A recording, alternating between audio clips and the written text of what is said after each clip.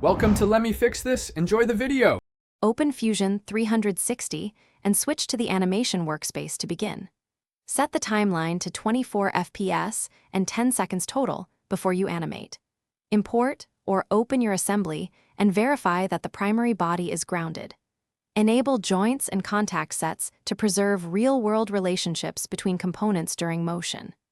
Clean up your browser by hiding construction geometry and unnecessary bodies for clarity. Name your key components with clear labels before creating any keyframes or transforms.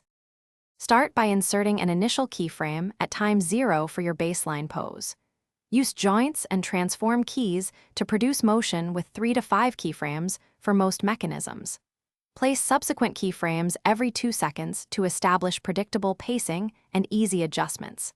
Apply joint limits, such as 90 degrees or 10 millimeters, to maintain realistic movement and avoid collisions. Preview the sequence and adjust interpolation curves to switch between linear and eased motion.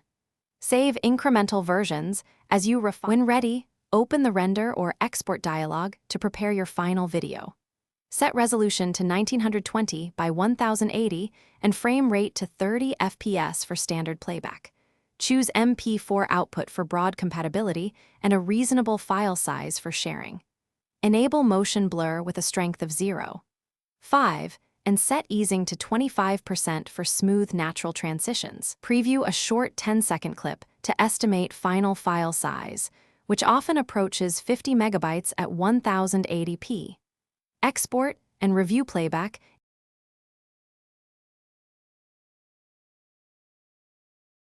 Thanks for watching. If you found this helpful, don't forget to like and subscribe.